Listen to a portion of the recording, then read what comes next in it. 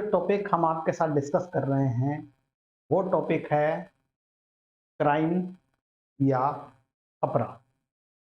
देखिए जो है क्राइम या अपराध के बेस पर ही आज के हमारे क्वेश्चन आधारित हैं। सबसे पहले जो प्रश्न देखिएगा वो है हमारा, देखिए अपराध का सही परिभाषा क्या है। यानी बताने अपराध की सही परिभाषा क्या है। ए, विधि द्वारा दंडनीय कृत्य। बी, विधि द्वारा निषिद्ध कृत्य। सी, अनैतिक कृत्य। डी, विधि द्वारा निषिद्ध एवं दंडनीय कृत्य। देखिए इसमें आंसर जो बनेगा वो बनेगा आपका डी, यानी कि अपराध का सही परिभाषा क्या है, विधि द्वारा निषिद्ध एवं दंडनीय कृत्य। अब देखिए अपराध की जो परिभाषा जो है विभिन्न मतलब जो है विद्वान वेता ने जो है अलग अलग दी है। देखिए मतलब जो है ब्लैक स्टोन क्या कहता है अपराध के बारे में, निषिद्ध या सम आदेशित करने वाली सार्वजनिक विधि के अतिक्रमण के रूप में किया गया कार्य या लोक अपराध कहलाता है। ये किसने कही है, देखिए ब्लैक स्टोन ये कहते हैं। वहीं पर देखिए स्टीफेन क्या कहते हैं, अपराध जो है विधि द्वारा निषिद्ध तथा समाज के नैतिक मूल्यों के लिए अरुचिकर एक कार्य है। देखिए ये स्टीफेन कहते हैं। वहीं पर देखिए केनी जो है, केनी क्या कहते हैं, अपराध एक ऐसा दोष है जिसमें अनुशंसित दंडात्मक होती है और जो किसी भी सामान्य व्यक्ति द्वारा अक्षम्य नहीं है, तथा यदि वह अक्षम्य है तो केवल सम्राट द्वारा है। यहीं पर देखिए भारतीय दंड संहिता 1860 की धारा 40 अपराध को संहिता द्वारा दंडनीय होने के आधार पर परिभाषित करती है। देखिए इसके आंसर बना हमारा डी। नेक्स्ट, निम्नलिखित में से किसने अपराध को ऐसे कृत्य जिसे निषेधात्मक या आज्ञात्मक रूप से सार्वजनिक विधि के उल्लंघन में किया गया हो या नहीं किया गया हो के रूप में परिभाषित किसने किया है। देखिए ए बनेगा रसेल, बी बनेगा कैनी और सी बनेगा आपका ब्लैकस्टोन और डी बनेगा जे.एफ. स्टीफेन। देखिए आंसर बनेगा इसका ब्लैकस्टोन, यानी आंसर सी। अब देखिए ब्लैकस्टोन जो है अपराध की जो परिभाषित करता है, या ब्लैकस्टोन अपराध को परिभाषित करते हुए कहते हैं कि निषिद्ध या सम आदेशित करने वाली सार्वजनिक विधि के अतिक्रमण के रूप में किया गया कार्य या लोक जो है वो अपराध कहलाता है। तो आंसर बना हमारा सी। नेक्स्ट, निम्नलिखित में से कौन अपूर्ण अपराध नहीं है, यानी अपूर्ण अपराध नहीं है। ए प्रेतन, बी आपराधिक षड्यंत्र, सी दुष्प्रेरण, डी व्यर्थ हनन। देखिए इसमें आंसर देखिए हमारा अपूर्ण अपराध जो है वो बनेगा आंसर हमारा, यानी कि देखिए ये बनेगा व्यफरण, यानी डी। अब देखिए जो है कुछ मामलों में यद्यपि आपराधिक कृत्य पूर्ण नहीं हुआ हो या फिर अर्थात किसी व्यक्ति को सती न हुई हो, फिर भी अपराध गठित हो जाता है। ये प्रारंभिक अपराध के मामले होते हैं। इनको अपूर्ण अपराध कहते हैं, जैसे प्रेतन, आपराधिक षड्यंत्र और दुष्प्रेरण। ये जो तीनों हैं देखिए अपूर्ण अपराध है, मतलब देखिए आंसर बना हमारा डी। नेक्स्ट, निम्न में से कौन अपराध का आवश्यक तत्व नहीं है। अब इसमें जो है अपराध का आवश्यक तत्व नहीं बताना है। ए दुराश्रय या मेंसरा, बी आपराधिक कृत्य एक्टस रियूम, सी सती इंजुरी और डी हमारा है हेतु या मोटिव। देखिए इसमें जो है बनेगा डी आंसर मोटिव। अब देखिए, हेतु आपराधिक दायित्वों के निर्धारण के लिए आवश्यक तत्व नहीं है। आपराधिक दायित्वों के 4 आवश्यक तत्व होते हैं या तत्व हैं। एक, विधिक बाध्यता के अंतर्गत कार्य करने वाला मानव। 2, दुराशय को पूरा करने के लिए किया गया कोई आपराधिक कार्य।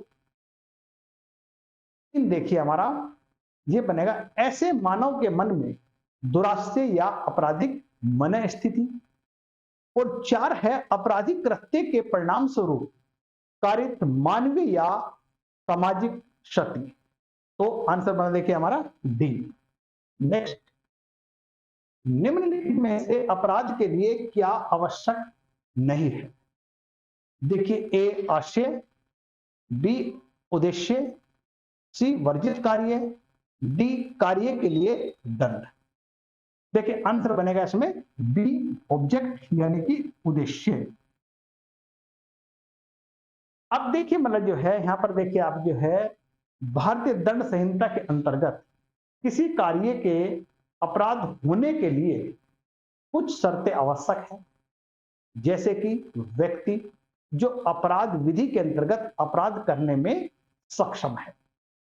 2, दुराशय। 3, कार्य, यानी कार्य से तात्पर्य यहां क्या है? वह कार्य जो विधि द्वारा वर्जित है या फिर जिसके लिए दंड का प्रावधान है। 4, अक्षति, इंजुरी। अब देखिए आंसर बना इसका बी। नेक्स्ट, अपराध के प्रमुख तत्व हैं। ए, किसी विशिष्ट प्रकार से कृत्य न करने पर दंड पाना। बी, आपराधिक आशय को आगे बढ़ाने के लिए कोई कृत्य करना या कृत्य को छोड़ना। सी, ऐसा कृत्य जिसमें किसी व्यक्ति या दूसरे व्यक्ति या समाज को अक्षति पहुंचे। डी, उपरोक्त सभी। देखिए आंसर बनेगा इसका डी, उपरोक्त सभी। अब देखिए इन जो है उपरोक्त जो हमने 3 विकल्प दिए हैं अपराध के जो आवश्यक तत्व हैं, अर्थात एक, किसी भी विशिष्ट प्रकार से कृत्य न करने का या करने पर दंड पाना।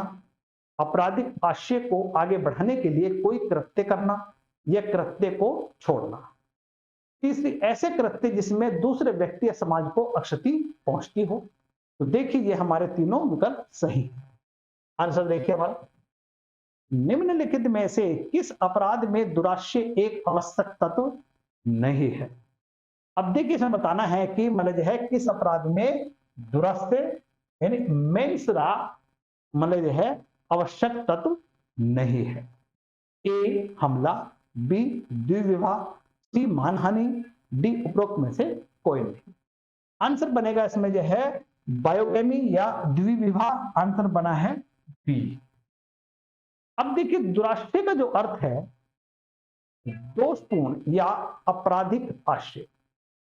दुराशय का सिद्धांत सामान्य विधि की सूक्ति एक्टस नॉन फिसिट रियोम नेसी मेंस सिट्रा पर आधारित है, जिसका अर्थ है कि मतलब है कृत्य स्वयं किसी व्यक्ति को अपराधी नहीं बनाता है यदि उसका मन अपराधी न हो।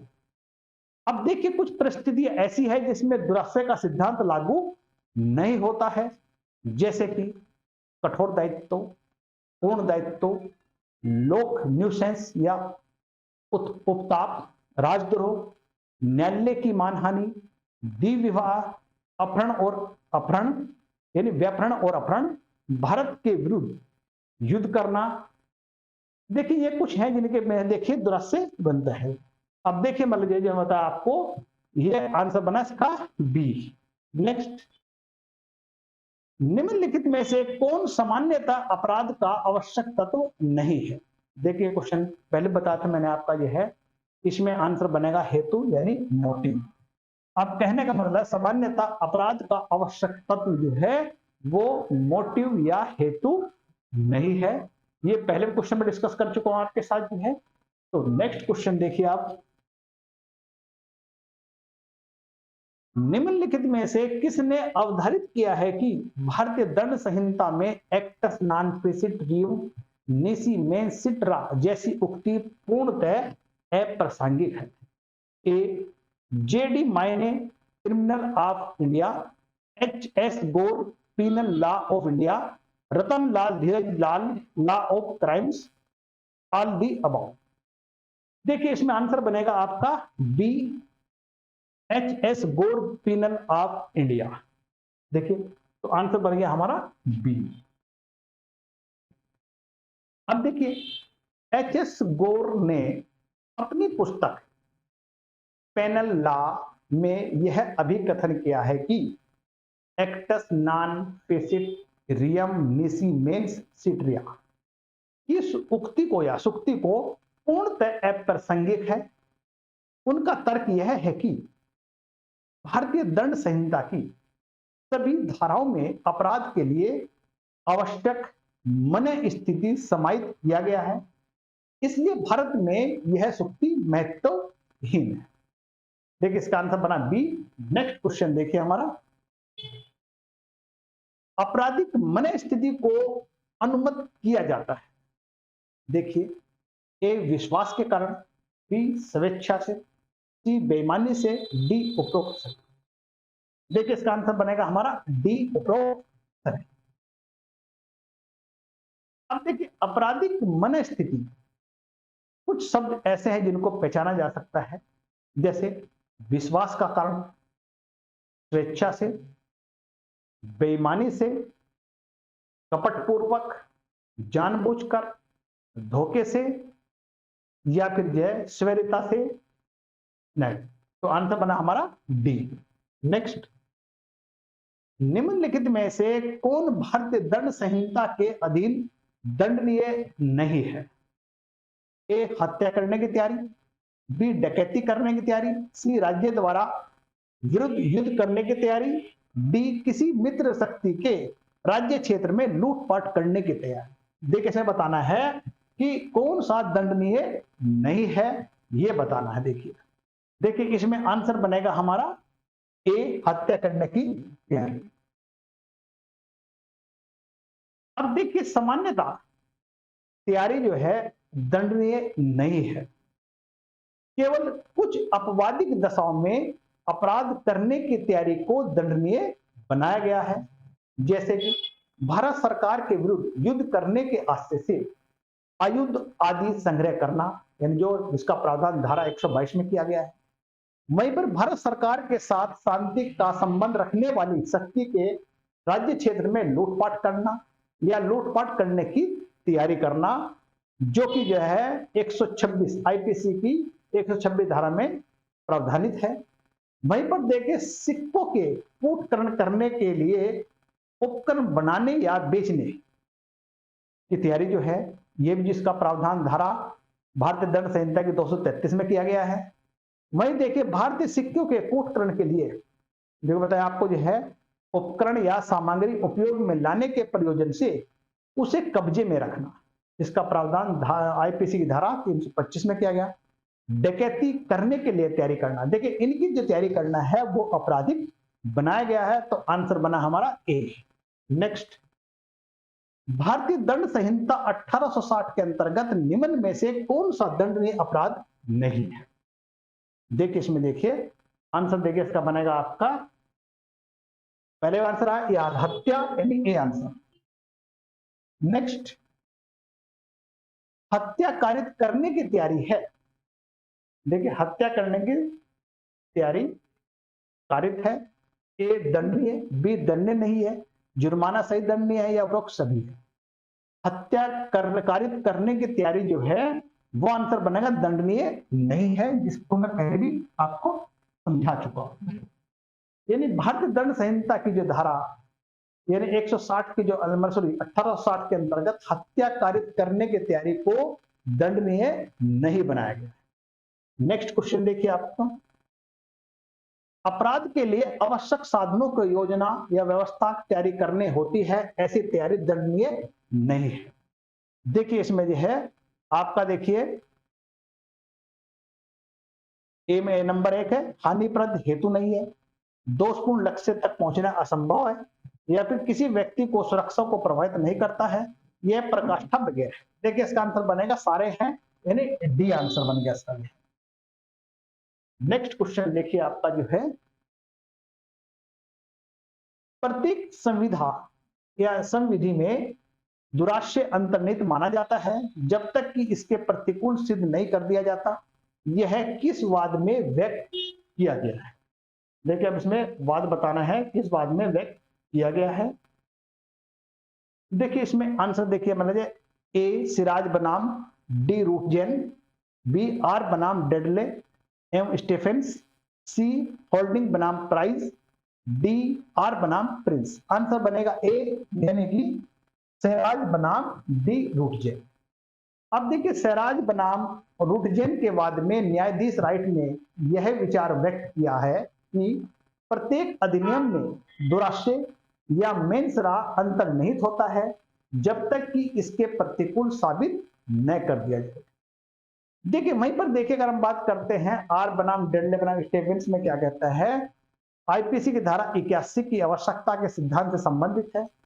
वहीं पर जो है आर बनाम प्रिस जो है दुराशय से संबंधित है, और जो है हार्डनिंग बनाम प्राइस का जो वाद है दुराशय या मन स्थिति की उत्पत्ति के विकास से संबंधित है। देखिए आंसर बना इसका हमारा ए। देखिए इसमें इतना ही कुछ